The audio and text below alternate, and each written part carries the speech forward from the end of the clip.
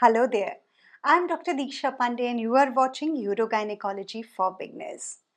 Today we are going to talk about complications, one of the complications that can happen in pelvic surgeries. So my question to you is, how many of you out there ever had a ureteric injury?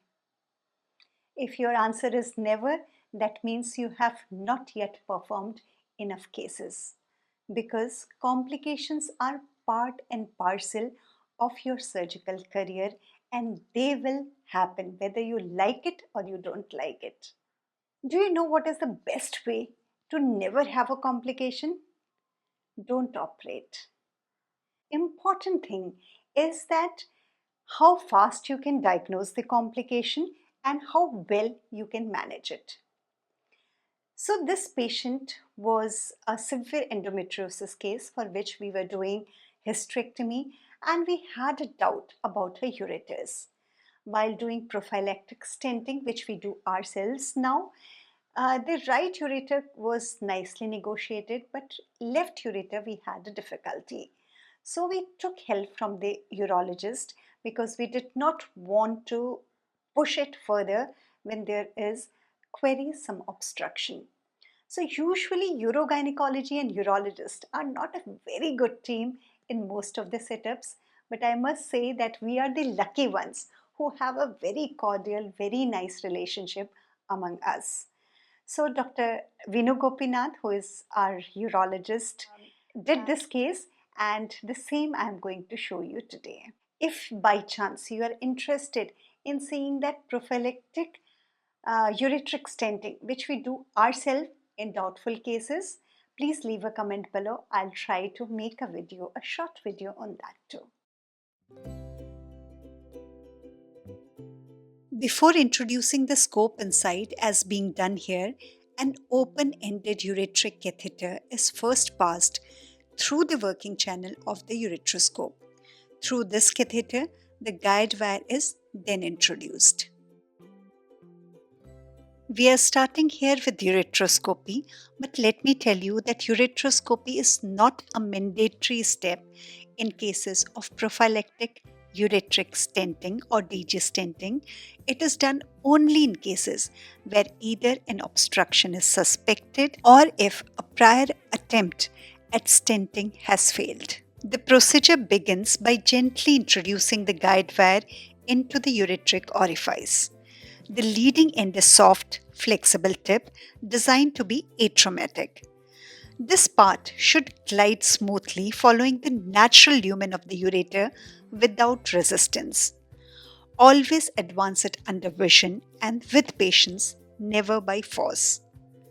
Once the soft segment has negotiated the initial course, the zebra striped shaft of the wire follows.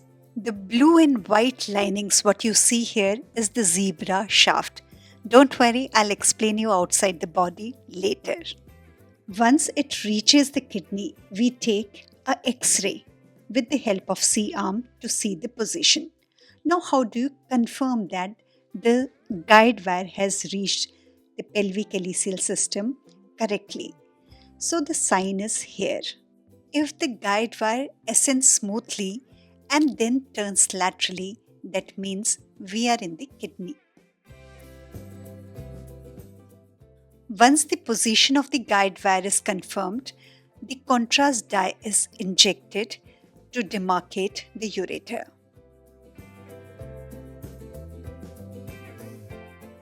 Can you see the dye moving in the ureter? The black line, and it has reached directly the pelvic calyceal system. There is no extravasation.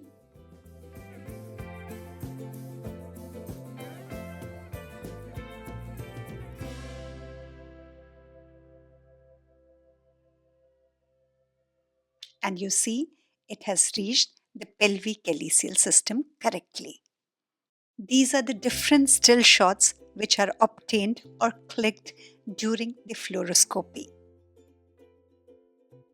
Once we are sure that we are in the correct direction, the guide wire is further pushed, and you can see here the guide wire coiling inside.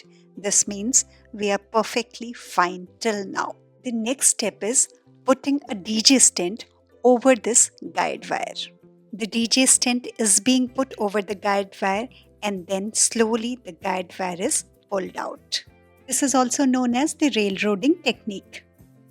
Once the DJ stent has been pushed inside under the guidance of the guide wire, we'll just try to confirm its correct position by injecting some dye into the lumen of the catheter or the DJ stent. This is before the dye has reached the renal pelvis, and you can see the stent here. And now, as the dye reaches the coiled end of the stent, which is in the renal pelvis, it shows a contrast which is coiled.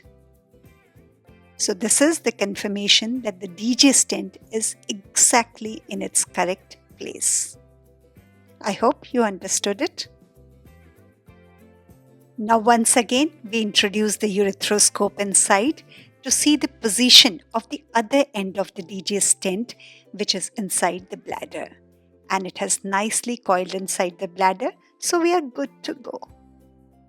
If you are a beginner and is getting confused about the instruments being used one after the other, let me explain it to you slowly outside here.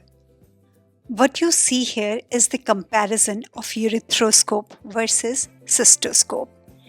There is a change in the diameter, length, and angulation of the two instruments. Urethroscopes are longer, thinner, and angulated as compared to a cystoscope. The down one is the cystoscope, and this one is the urethroscope. These are the two urethroscopes of two different sizes. This is the open-ended ureteral catheter. Its two ends are different. One end is soft and the other end is hard. The soft end has a round lumen, while the hard end has an oval or tapered tip. The ureteric catheter from different companies may come in different colors, but you don't get confused. The anatomy is always the same, exactly what I told you.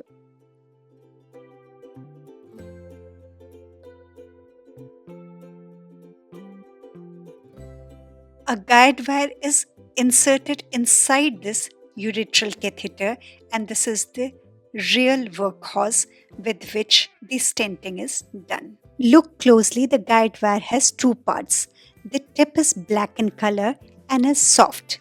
The remaining part is called the zebra shaft, which is relatively stiff and has alternate white and blue bands in it.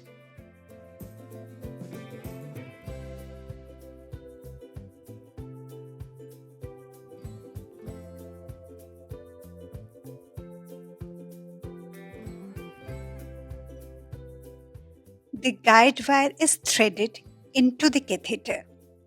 The ring-like tube you see here is the torque device. It provides a good grip, and while working, it works like a steering wheel of the car to position the guide wire in exact position. As the guide wire is advanced inside, simultaneously the catheter is removed or pulled outside. This is called as railroading. Have a close look to understand it better.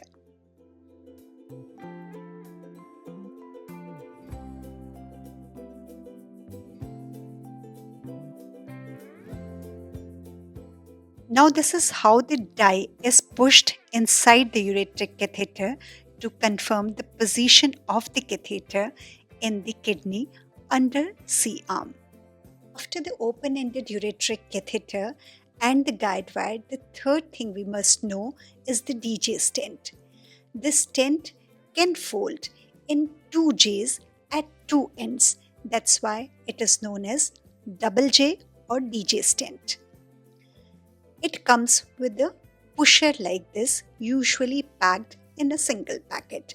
The red thing which you are seeing here is the pusher. So how it works?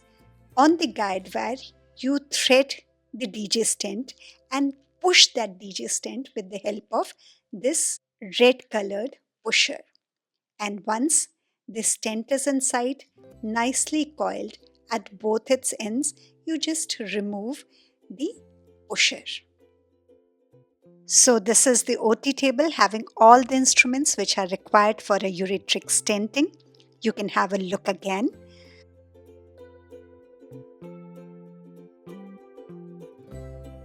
I hope you learned something interesting, something new today. Thank you.